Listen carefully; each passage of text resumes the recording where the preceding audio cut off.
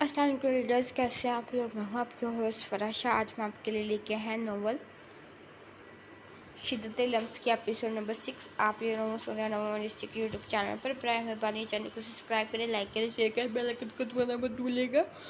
चलो स्टार्ट करते हैं। ओ हनी, चलो तैयार भी होना है, अभी की पसंद का ड्रेस पहनती हूँ, इसने खुद से कहा और तैयार होने चली गई। विकास साहब ने अपने शानदार ऑफिस में बैठे अपने माजी के बारे में सोच रहे थे। उन्होंने हनाजा को बचपन से बहुत प्यार किया। हनाजा की माँ तो हनाजा के पैदा होते ही खलके हकीकी से जा मिली थी और फराज साहब की बेगम ने हनाजा को पाला था। उन्होंने हनाजा को कभी भी माँ की कमी महसूस नहीं होने दी थी। इफ़त बेगम ने आशिर और आबिद से ज़्यादा हनाजा को मोहब्बत दी थी। आशिर बहुत समझदार था। उन्हें हमेशा के लिए हनाजा के लिए आशिर जैसे सुलझे हुए लड़के की तलाश थी। इन्हें आबिद बचपन से पसंद नहीं था। इसकी वजह वो वाक़या था जो हमेशा मकाल साहब को तैश दिला देता था। इनके जहन के पत्तों पर इस तारीख रात का काला अक्स नज़र आया जब वो अनहोनी हुई। इसका जिम्मेदार आबिद सुल्तान था और इस मौके ने सबको हिला के रख दिया था। वो माजी की तीख रातों की अजियतनाक यादों में खो गए। उन्होंने एक शादी में शिरकत के लिए जाना था जो इनके करीबी दोस्त की बेटी की थी। इस वक्त हनाजा 10 साल की थी और वो इसे घर छोड़कर नहीं जाना चाहते थे। भाई साहब, आप परेशान ना हो, बच्चे हनाजा के पास होंगे और वैसे भी हनाजा के सालाना पेपर हैं। अगर इसने पेपर ना दिए तो इसका पूरा साल ज़ाया हो जाएगा। आशिर और आबिद अब माशाल्लाह काफ़ी समझदार हो गए हैं, दोनों हनाजा का ख्याल रखेंगे। अफराल, ठीक कह रहे हो, मुझे हनी गुड़िया को साथ नहीं लेकर जाना चाहिए वरना इसकी साल भर की मेहनत बेकार हो जाएगी। उन्होंने फराज साहब की बातों को बहुत सोचा। अगर उन्हें पहले से पता होता कि इनके इस फैसले ने इन्हें कितना नुकसान उठाने पड़ेगा तो मकाल साहब ये फैसला ना करते। मगर यह सब हनाजा की किस्मत में लिखा जा चुका था और होनी तो अल्लाह के सिवा कोई नहीं टाल सकता। शाम के वक्त फराज साहब और इनकी बेगम और मकाल साहिब अपने सामान पैक किए रवाना होने के लिए तैयार बैठे थे। भाभी, हनी नज़र नहीं आ रही, कहाँ है? मकाल साहब ने इफ़त बेगम से पूछा। उन्होंने मकाल साहब को पीछे की तरफ इशारा किया जहाँ पर ब्लैक शॉर्ट फ्राक पहने, दो चुटियाँ किए हनाजा मकाल अपनी मासूमियत के साथ अपने सुर्ख व सफ़ेद गाल फैलाए हुए मोमी गुड़िया लग रही थी। मकाल साहब ने आंखों ही आंखों में इसकी नज़र उतारी। हनी, इधर आओ मेरी जान, क्या हुआ मेरी हनी को? उन्होंने हनाजा को बुलाकर अपने साथ बैठाया। बाबा, हनी को अपने साथ नहीं लेकर जा रहे। हनाजा ने फूले हुए गालों के साथ शिकवा किया। हनी को एग्ज़ाम देकर छठी क्लास में भी तो होना है ना, तो फिर हनी एक ही क्लास में रहना चाहती है। उन्होंने हनाजा के फूले हुए गाल पर प्यार करते हुए कहा। बाबा, हनी को अगली क्लास में जाना है। हनी हमेशा की तरह फर्स्ट आएगी, आपके साथ नहीं जाना। अब आप मेरे लिए 1.5 साली चॉकलेट ले आना, हनाजा ने कहा। सब बाप बेटी के प्यार को देखकर मुस्कुरा रहे थे। सब की हनाजा में जान बसती थी सिवाय आबिद सुल्तान की। इसे हमेशा हनाजा की वजह से डांट पड़ती थी। फराज साहब और इनकी बेगम और मकाल साहब सब से मिलकर रवाना हो गए। आशिर और आबिद भी हनाजा का ध्यान रखने को कहा। ओके, मैं भी आता हूँ, मकाल साहब ने जैसे ही कॉल बंद करके फराज साहब को अपने मुंतज़िर पाया। ऑफिस से कॉल थी, मिस्टर मार्क आज आ रहे हैं। अगर ये डील हो गई तो हमें लाखों का मुनाफा होगा। आप दोनों चले जाएं, मेरी तरफ से मदद कर लीजिएगा और ड्राइवर मुझे ऑफिस के रास्ते में उतार देता है। मकाल साहब ने फराज साहब को सारी डिटेल दी और आखिर में ड्राइवर से मुखातिब हुए। ड्राइवर ने इन्हें उतार दिया और मकाल साहब ऑफिस में दाखिल हुए। इनकी मीटिंग बहुत अच्छे से हुई और घर जाने के लिए तैयार हुए। मगर मकाल साहब नहीं जानते थे कि घर पर एक क़यामत इनकी मुंतज़िर है। आज घर में इतनी खामोशी क्यों है? हनी बेटा कहाँ हो? मकाल साहब परेशानी से हनाजा के कमरे की तरफ बढ़े। इनका इरादा हनाजा को सरप्राइज देने का था, मगर यहाँ आकर तो वो खुद सरप्राइज हो गई थी। इनकी आंखों ने ये मंजर देखने के बाद शोला निगलने लगी। उन्होंने आगे बढ़कर आबिस को खींचा। आबिस जो कि हनाजा के ऊपर पूरी तरह झुका हुआ था, अचानक इफ्तार पर बुखला गया, मगर सामने अपने चाचू को देख कर चौंका। इनकी आंखों में बेयकीनी, कर्ब, दुख, गुस्सा, क्या कुछ ना था। चाचू ऐसा कुछ नहीं है जैसा आप समझ रहे हैं।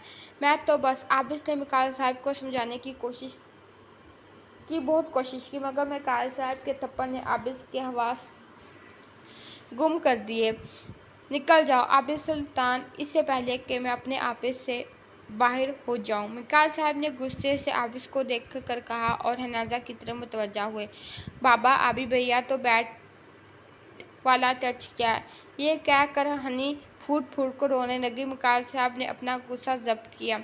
हनी उठ, आंखें खोलो। हनाजा को बेहोश होता देख मिकाइल साहब चिल्लाए। मिकाइल साहब हनाजा को डॉक्टर के पास ले गए। अगले दिन सारी बात मिकाइल साहब ने अफराल साहब और उनकी बेगम के गोशे गुजार की, जिसे सुनकर दोनों शर्मिंदा हो गए।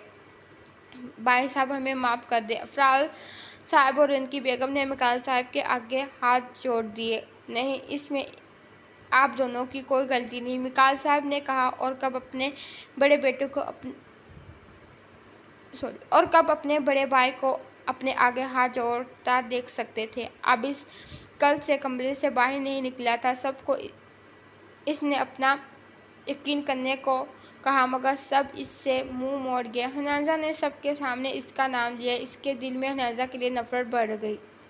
ये तरबियत की है हमने तुम्हारी कि तुम घर की बच्ची पर गंदी नजर रखो। फराल साहब ने इसका चेहरा थप्पड़ों से लाल कर दिया। आज इनकी गर्दन अपने छोटे बेटे के सामने अपने बेटे के करतूत से झुक गई थी। आज इनकी गर्दन अपने छोटे भाई के सामने अपने बेटे के करतूत से झुक गई थी। फराज, आप ठीक तो है ना? आशी, जल्दी से गाड़ी निकालो। आबिस, वही रुक जाओ, तुम्हारे पापा की हालत के जिम्मेदार तुम हो। फराज साहब सीने पर हाथ रखते सोफे पर ढह गए। इफ़त बेगम ने आशिक को गाड़ी निकालने का कहा और आबिद जो वालिद की हालत के पेश नज़र इनके पास आ रहा था, इफ़त बेगम ने इसे रोक दिया। मिकाइल साहब भाई की हालत देखी नहीं गई और वो सब हॉस्पिटल की तरफ रवाना हो गए। उन्होंने टेंशन ली है, अफराज साहब को हार्ट अटैक आया है, मगर अब वो खतरे से बाहर हैं। डॉक्टर ने इनके पूछने में बताया और सब ने शुक्र अदा किया। दरवाजे के नोक होने की आवाज़ सुनकर मिकाइल साहब हाल में लौटे। नूर जैसे ही घर में दाखिल हुई तो इसके चेहरे पर परेशानी वाजिया नजर आ रही थी। क्या हुआ नूर, आज आप परेशान नजर आ रही हैं? मोमना बेगम ने प्यार से नूर से पूछा, जो गुमसुम सी चली आ रही थी। नहीं मम्मा, बस ऐसे ही सर में दर्द हो रहा है। नूर जो कि अपनी सोचों में थी, मोमना बेगम की आवाज़ से चौंक कर जवाब दिया, नूर मैं आपके लिए मेडिसिन लाती हूँ। मोमना बेगम ने परेशानी से बोली। वो ऐसी ही थी, नूर को थोड़ी सी भी चोट लगती तो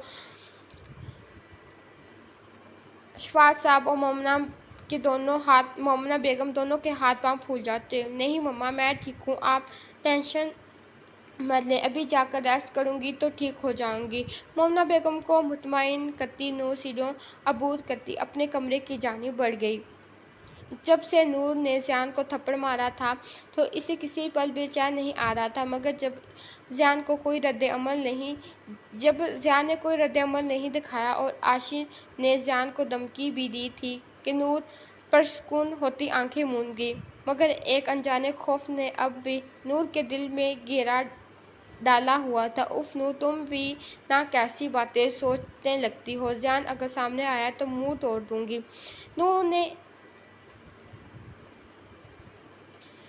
इन सब बातों को दिमाग से झटका और सोने के लिए लेट गई, मगर इसे पता नहीं था कि इसके बदतरीन अंदेशे दुरुस्त साबित होंगे और अब ये तो आने वाले वक्त ही से मालूम होगा। इधर ज़ियान अपने कमरे में चक्कर काट रहा था। किसी भी पुलिस से सुकून नहीं था। एक मामूली सी लड़की ने इसके मुंह सबके सामने इसे सबके सामने थप्पड़ मारा। किसी को मेरे सामने ऊंची आवाज में बात करने की इजाज़त नहीं है और ये ब्लडी बिच نے مجھے پر ہاتھ اٹھایا۔ اب اس کو بتاؤں گا۔ زیان ملک کی شاہ کا نام ہے، اسے کسی کو منہ دکھانے کے لائق نہیں چھوڑوں گا۔ زیان نے شدید طیش کے عالم میں خود سے کہا۔ جو کمرہ تھوڑی دیر پہلے خوبصورتی کا منہ بولتا ثبوت تھا، اب اس کمرے کی حالت کباڑ خانے کا مناظر پیش کر رہی تھی۔ مہنگے پرفیوم کی کرچیاں جگہ جگہ بکھری ہوئی تھی، قیمتی بیڈ شیٹ زمین کو سلامی دے رہی تھی، مگر اسے کسی چیز کا ہوش نہ تھا۔ زیان بیڈ کے کونے سے ٹیک لگائے ہاتھ میں حرام مشروب پکڑے پی رہا تھا اور نشے میں دودھ جو بھی منہ میں آ رہا تھا بکے جا رہا تھا۔ اس کے سر پہ بدلے لینے کا بو سوار تھا۔ اس کے بدلے نے اس کے لیے کیا طوفان لانا تھا، یہ وقت بتانے والا تھا۔ اگر اسے اپنے انجام کا ذرا بھی اندازہ ہوتا تو کبھی بدلے لینے کا خیال اس کے دل میں نہیں آتا۔ اب اس کام سے فارغ ہو کر جیسے ہی گھر میں پہنچا تو اس کے کمرے کا دروازہ بند تھا۔ اس نے ڈپلیکیٹ چابی سے دروازہ کھولا۔ ایک ڈپلیکیٹ چابی عابس ہمیشہ اپنے پاس رکھتا تھا۔ عابس صوفے پہ بیٹھے حنازہ کو دیکھنے لگا، جس نے بلیک کلر کی کلیوں والی فراق زیب تن کر رکھی تھی اور بلیک کلر حنازہ کی دودھیا رنگت پر خوب جچ رہا تھا۔ آج تو میری ہنی نے اپنی آبی کو اپنا دیوانہ کرنے کا ارادہ بنایا ہوا ہے۔ عابس نے حنازہ کی کمر کے گرد اپنا گھیرا تنگ کیا اور اس کے بالوں سے نکلنے والی بھینی بھینی خوشبو سے بے خود ہو کر حنازہ کے بالوں کو لبوں سے چھوا، اپنے اعصاب کو پرسکون ہوتا محسوس کرنے لگا۔ عابس بالوں سے ہوتا حنازہ کے چہرے کے ہر نقش پر اپنا لمح چھوڑتا اسے پاگل کرنے کے در پر تھا۔ حنازہ کی سانس سینے میں رکنے لگی۔ حنازہ عابس کے کندھے پر ہاتھ رکھے عابس کو پیچھے ہٹانے کی کوشش کرنے لگی۔ آخرکار عابس کو حنازہ پر ترس آیا۔ اپنی مرضی سے اس نے حنازہ کو اپنے حساس سے آزادی دی۔ حنازہ پیچھے ہٹ کر گہری سانسیں لینے لگی۔ حنازہ کا چہرہ عابس کا لمس پا کر دمک رہا تھا۔ عابس آپ بھی تیار ہو جائیں، پھر ہم نے ڈنر پر جانا ہے۔ حنازہ نے لرزتی پلکوں سے عابس کی نظروں کا زاویہ بدلتے دیکھ کر کہا، جو کہ حنازہ کے چہرے کو گہری نظروں سے دیکھ رہا تھا۔ اوکے میری جان، میں فریش ہو جاؤں پھر چلتے ہیں۔ عابس اپنے کپڑے اٹھاتے واش روم چلا گیا۔ عابس نے ساری لپسٹک خراب کر دی، اتنی محنت سے لگائی تھی، اب پھر سے لگانی پڑے گی۔ حنازہ نے رونے والا منہ بنا کر خود کو شیشے میں دیکھا۔ حنازہ کی لال رنگ کی لپسٹک اس کے ہونٹوں کے کناروں سے پھیلی ہوئی تھی۔ حنازہ نے خفگی سے عابس کو سوچ کر دل میں کہا۔ عاشق نور کو اس کے گھر چھوڑ کر آفس میں داخل ہوا۔ یس کم ان مس مریم، مجھے کوئی ڈسٹرب نہ کرے۔ عاشق نے اپنی سیکرٹری کو بلایا اور اسے آرڈر دیا۔ اوکے سر، میں خیال رکھوں گی، مس مریم نے کہا اور عاشق کے کیبن سے چلی گئی۔ مریم عاشق کو پسند کرتی تھی، مگر عاشق نے کبھی اس پر دھیان نہیں دیا، کیونکہ عاشق کے دل کی سلطنت پر نور پورے حق سے برجمان تھی۔ اگر کل میں کالج نہ جاتا تو نور اکیلی کیسے اس ذلیل شخص کا مقابلہ کرتی؟ مجھے اسے اپنے نام جلدی کرنا ہوگا۔ دور رہ کر میں اس کی حفاظت نہیں کر سکتا۔ عاشق مسلسل نور کو سوچ رہا تھا۔ زیان کے نام پر اس کا حلق کانٹوں سے بھر گیا تھا، مگر آخر میں نور کو اپنا بنانے کا سوچ کر اس کے لبوں پر فاتحہ مسکراہٹ نے ایک جھلک دکھائی۔ یہاں پر عاشق اپنی پلاننگ میں مصروف تھا اور وہاں پر قدرت نے پہلے ہی اپنا منصوبہ بنا رکھا تھا۔ اکثر انسان جو سوچتا ہے وہ نہیں ہوتا۔ نور کو ایک انجانے خوف ستائے جا رہے تھے۔ اس کے ساتھ کچھ برا ہونے والا ہے۔ اس کے اضطراب میں نور نے کالج سے چھٹی کر لی تھی۔ اپنے کمرے میں گھٹن محسوس ہو رہی تھی، تبھی وہ نور لاؤنج میں آ گئی۔ نور بیٹا، آرام سے سیدھا اترو، شفاعت صاحب نے نور کو دیکھ کر کہا، جو جلدی سے سیڑھیاں اتر رہی تھی۔ ارے چھوڑیں، شفاعت صاحب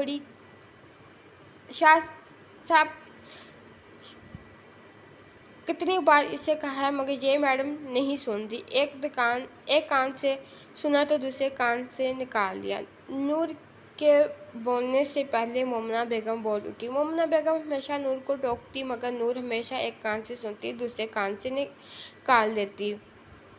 बेगम आप सुबह सुबह क्यों नाराज हो रही हैं? नूर बच्ची से समझ जाएगी ना नूर। शफात साहब ने मोमना बेगम को जवाब दिया। आखिर में ताइदबी के तौर पर नूर को देखा। जी बाबा, नूर ने भी ताइद अंदाज में जवाब दिया। मोमना बेगम ने खफगी से दोनों को देखा और उठकर जाने लगी। मामा सॉरी, आइंदा ऐसे नहीं करूँगी, आप नाराज ना हो प्लीज़। नूर ने जब मोमना बेगम को उठते देखा तो भागकर मोमना बेगम से लिपटकर नूर की कुल कायनात तो इसके मामा बाबा थे। इनकी नाराज़गी देखकर नूर की जान आधी हो जाती थी। नूर मेरी बच्ची, रो तो नहीं, मैं नाराज़ नहीं हूँ आपसे। मोमना बेगम ने नूर को रोता देखकर अपने साथ लिपटाया। मम्मा आप वाकई नाराज़ नहीं हैं मुझसे? नूर ने हिचकियों के साथ मोमना बेगम से पूछा।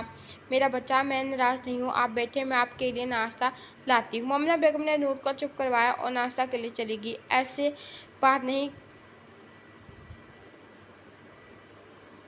ठीक है, नूर कमज़ोर थी लेकिन अपने वालिदैन के लिए नूर कुछ ज़्यादा ही पॉजिटिव थी। अब इस और हनाजा दोनों तैयार होकर डिनर के लिए रवाना होने लगे। जैसे ही दोनों नीचे आए वहाँ पर मिकाल साहब को काउच पर बैठे पाया।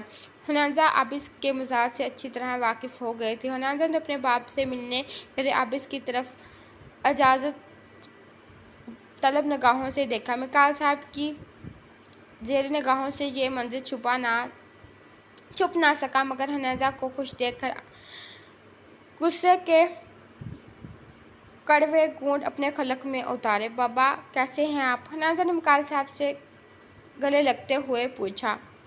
मैं ठीक हूँ मेरी जान, मिकाल साहब ने प्यार से हनाजा को अपने साथ लगाते हुए कहा। हनी आप बाहर आ जाना, मैं गाड़ी में तुम्हारा वेट कर रहा हूँ। आप भी ये कहकर बाहर चला गया। ओके बाबा, मैं फिर चलती हूँ, आप भी मेरा इंतज़ार कर रहे होंगे, हनाजा ने मिकाल साहब को कहा और बाहर चली गई। मिकाल साहब भी हनाजा को देखकर खुश हो गए। या अल्लाह मेरी बच्ची को हमेशा खुश रखिएगा। वो ऐसे मुस्कुराते रहे। मिकाल साहब ने दुआ की मगर इनकी यह दुआ कबूल होगी या नहीं ये तो आने वाला वक्त ही बताएगा। बेशक हर चीज़ में अल्लाह ताला की कोई ना कोई मसलियत छुपी होती है। आबिस ने हनाजा को आता देखे गाड़ी का दरवाज़ा खोला। हनाजा ने आबिस की तरफ देखा और गाड़ी में बैठ गई। आबिस की ड्रेसिंग हनाजा से मैच कर रही थी। आबिस ने ब्लैक डिनर सूट पहन रखा था जिसमें इसका गोरा रंग मज़ीद गोरा लग रहा था। हनी आराम से बैठ जाओ, तुम्हारा ही हूँ। आबिस ने गाड़ी चलाते हुए शरारत से हनाजा को देख कर कहा जो एक ही पोजीशन में आबिस को तके जा रही थी। अभी आज आप बहुत क्यूट और हैंडसम लग रहे हैं।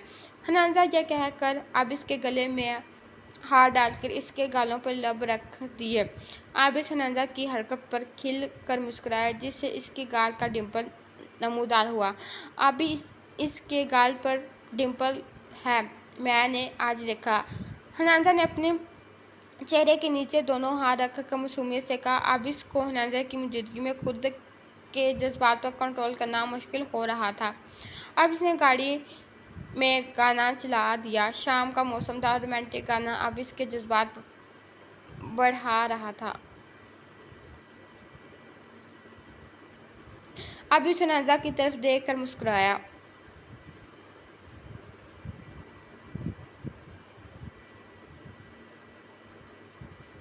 आबिस ने हनाजा का हाथ पकड़ कर हाथ की पुष्ट पर अपने लब रखे।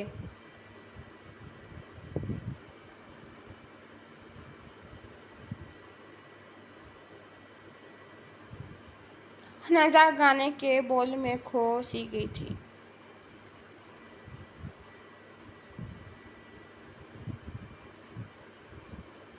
अभी ड्राइविंग के साथ साथ हनाजा को भी देख रहा था और जो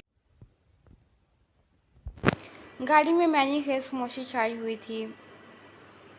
आबिस ने गाड़ी पार्क की और दोनों होटल पहुंच गए थे। शाम के वक्त शफात साहब और मोमना बेगम और नूर लॉन में बैठे पकौड़ों के साथ मौसम एंजॉय कर रहे थे। नूर जो कि अभी पकौड़े रख कर गई थी अब चाय लेकर आ रही थी। आज मौसम बहुत प्यारा हो रहा था। सुरमई बादलों ने आसमान को ढांप रखा था। ठंडी ठंडी हवाएं मौसम को खुशगवार बना रही थी।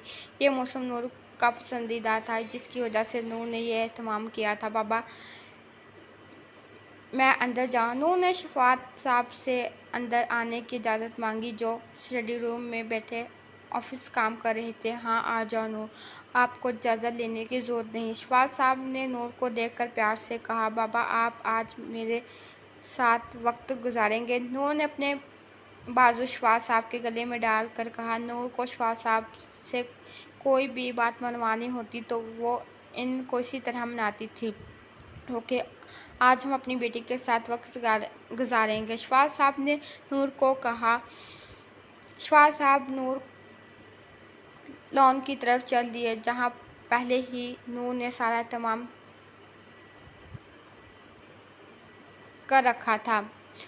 बाबा, पकौड़े कैसे बने हैं? आज मैंने बनाए हैं। नूर ने शफात साहब को देखकर कहा, जो कि पकौड़ों के साथ भरपूर इंसाफ करने में मगन थे। मेरी बेटी कोई चीज़ बनाए और अच्छी ना बने, ये कैसे हो सकता है? मोमना बेगम के हाथ के पकौड़े तो बेहतर हैं। शफात साहब ने पहले ही नूर की तारीफ की और फिर शरारत से मोमना बेगम की तरफ देखकर कहा, जी बिल्कुल शफात साहब, मेरे हाथ में अब जायका नहीं रहा, इसीलिए कल से किचन से मेरी छुट्टी और आप दोनों बना लीजिएगा मज़ेदार खाना।